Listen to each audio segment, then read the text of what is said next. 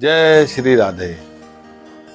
नमस्कार दोस्तों, आज की मेरी वीडियो बहुत दिनों बाद आ रही है और आज मैं आपको उत्तराखंड की एक ऐसी देवी के दर्शन कराऊंगा कि बहुत से आदमी शायद वहाँ गए भी होंगे और बहुत से शायद जाना भी चाहते होंगे। तो आज मैं आपको वहाँ के पूरे दर्शन कराऊंगा और पूरी यात्रा और पूरी सड़क और पूरी रोड भी दिखाऊंगा कि हम वहाँ पे किस तरह पहुँच सकते हैं। तो चलिए आज मैं आपको माँ धारी देवी के दर्शन कराऊंगा, जिसे देखकर आप भी कहेंगे कि ये वाकई कितना अलौकिक और सुंदर मंदिर है। तो जय माता के जयकारे लगाते हुए आज हम धारी देवी माता के दर्शन करने के लिए चलते हैं। जय माता की।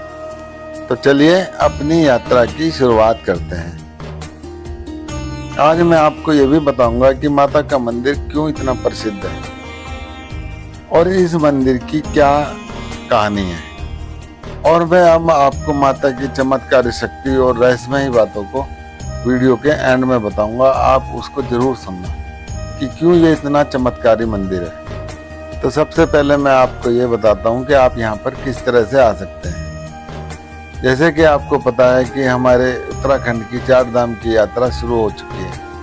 तो आप जब भी कभी दिल्ली या कहीं और से आते हैं तो आपको हरिद्वार या ऋषिकेश उतरना होगा और उसके बाद आप बद्री केदारनाथ जी के रास्ते पर जाना होगा। वहीं पर आपको देवप्रयाग के बाद श्रीनगर और श्रीनगर से लगभग 14 किलोमीटर दूर जाकर आपको इस धाम के दर्शन होंगे। जय माता धारी देवी की। धारी देवी माँ भारत के उत्तराखंड के गढ़वाल क्षेत्र में श्रीनगर और रुद्रप्रयाग के बीच अलकनंदा नदी के तट पर स्थित एक हिंदू मंदिर है।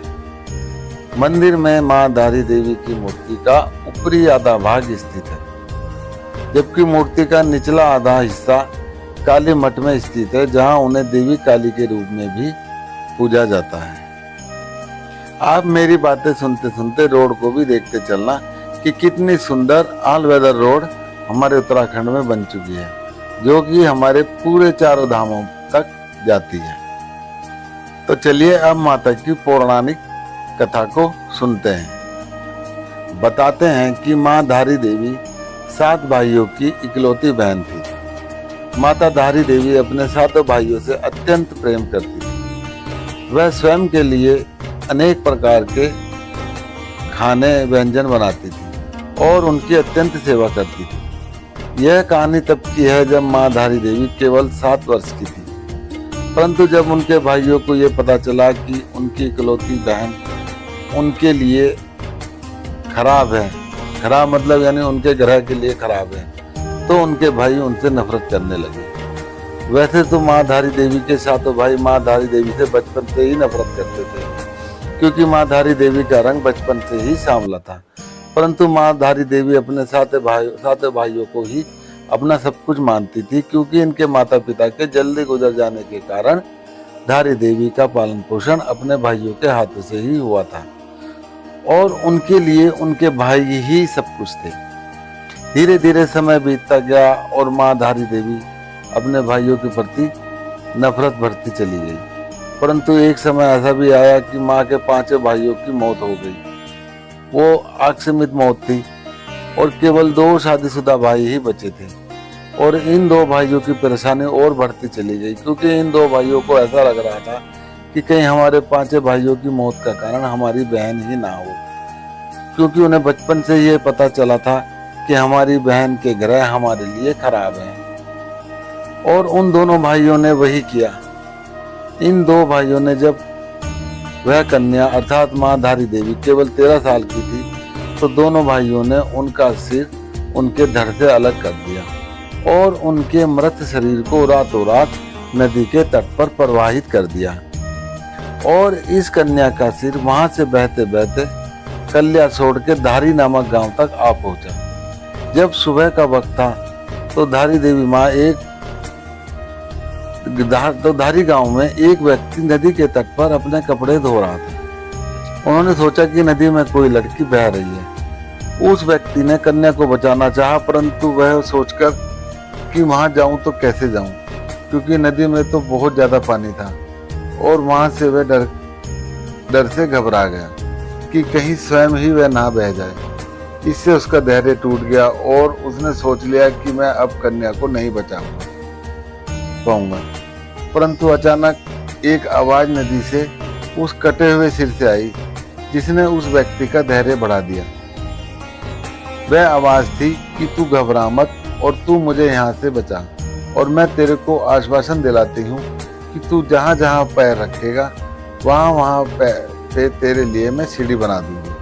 और कहा जाता है कि कुछ समय पहले ये सीढ़ियां वहां दिखाई देती थी।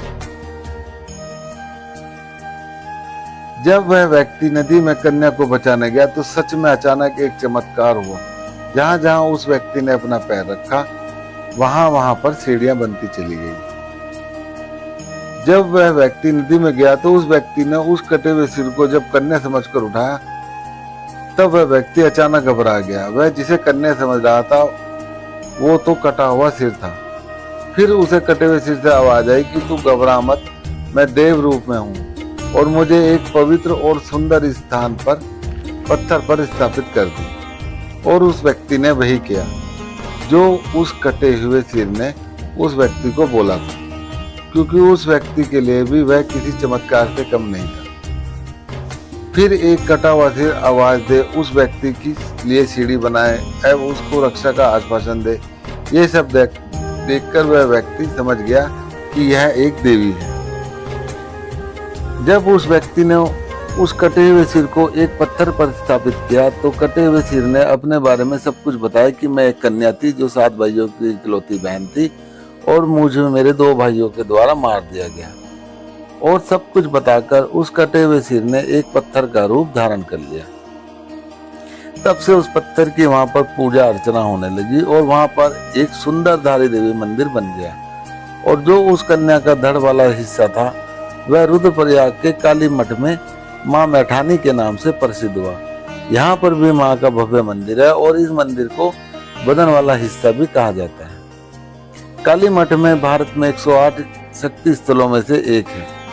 धार्मिक परंपराओं के अनुसार काली मठ एक ऐसा स्थान है जहां देवी काली ने रक्त बीज नामक राक्षस को मारा था और उसके बाद देवी पृथ्वी के नीचे चली गई थी। शक्तिपीठों में काली मठ का वर्णन पुराणों में भी मिलता है। कहा जाता है कि जब भी कोई व्यक्ति यहाँ पर सच्चे मन से आता है तो उसकी सारी मनोकामनाएं पूर्ण होती हैं। जय धारी देवी माता की। ये थी धारी देवी माता की कहानी।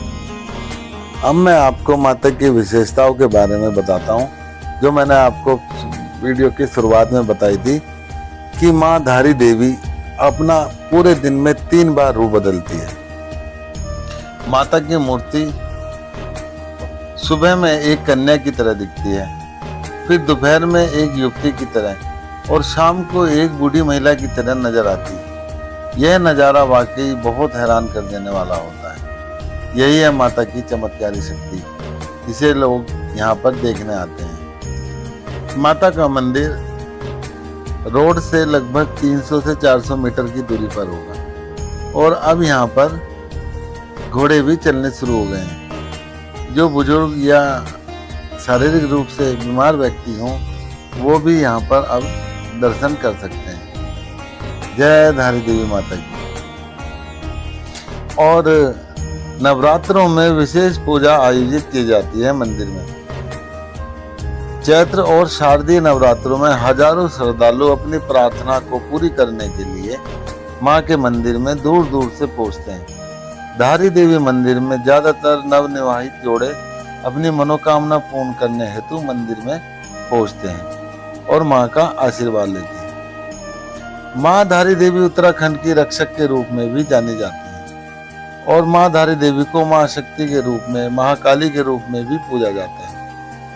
धारी देवी मंदिर में काली स्वरूप मां धारी देवी की पूजा अर्चना धारी गांवों के पंडे ब्राह्मणों द्वारा की जाती है और मां धारी देवी को जल कल्याणकारी होने के साथ दक्षिणी काली मां भी कहा जाता है। नवरात्रों में यह मंदिर विशेष रूप से फूलों और लाइटों से सजाया जाता है। जय मां धारी देवी।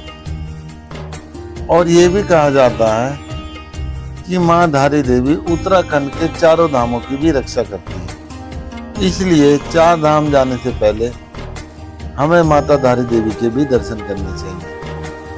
और तीर्थ यात्रियों की भी रक्षक धारी देवी को ही माना जाता है। जय धारी देवी माता की।